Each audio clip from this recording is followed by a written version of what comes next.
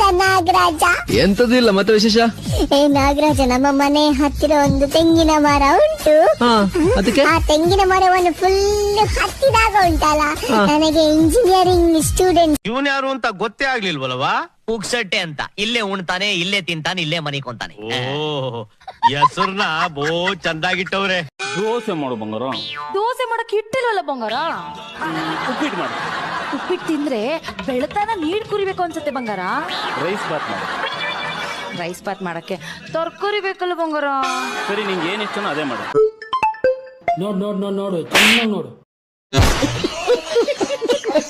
ನಿಮ್ಗೆ ಅಣ್ಣ ತಮ್ಮ ಯಾರಾದ್ರೂ ಇದಾರಾ? ಅಯ್ಯೋ, ಒಬ್ಬಿದ್ದಾನೆ ತಿಕ್ಲ. ಅವ್ನ್ ಏನ್ ಮಾಡ್ತಾನೋ ಅವ್ನ್ ಗೊತ್ತಿರಲ್ಲ, ಆದ್ರೂ ಏನೋ ಒಂದ್ ಮಾಡ್ತಾನೆ.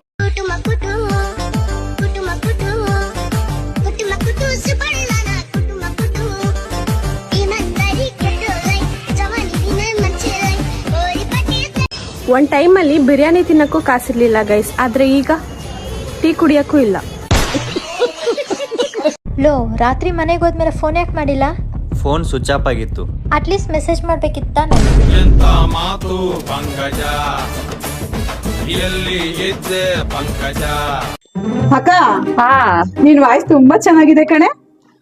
ಹೌದೌದು, ತುಂಬಾ ಚೆನ್ನಾಗಿದೆ. ಮತ್ತೆ ಯಾಕೆ ನೀನು ಹೂವ ಮಾರಕ್ ಹೋಗ್ಬಾರ್ದು? ತಪ್ಪು ನಿಂದಲ್ಲಮ್ಮ, ದೇವ್ರದು. ಸುಂದರವಾದ ರೂಪ ಕೊಟ್ಟ, ತಲೆಯಲ್ಲಿ ಸೆಗಣಿ ಇಟ್ಟ. ನಮ್ ರಾಷ್ಟ್ರದ ಹಣ್ಣು ಮಾವಿನ ಹಣ್ಣು ಅನ್ಲಿ. ಹೂಲೆ ನೀರೇ ನಂಗಂದಿ. ನಾ ಟೊಮೆಟೊ ಅನ್ಕೊಂತೀನಿ.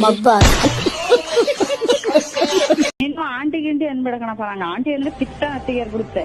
ಅಕ್ಕನು ಸಾಕು, ಮರ್ಯಾದೆ ಕೊಡ್ಲೇಬೇಕು ಅಂದ್ರೆ ಅಕ್ಕನು ಸಾಕು, ಇಲ್ಲಾಂದ್ರೆ ಕಾಲ್ ಮಿ ಮೇಡಮ್. ಮೇಡಮ್, ನಾನ್ ಆಂಟಿನೇ ಅನ್ನೋದು. ಆಂಟಿ ಅಂದ್ರೆ ಮರ್ಯಾದೆ ಅಲ್ವೇ? ನಾನ್ ಅನ್ಸ್ಕೊಳಲ್ಲ.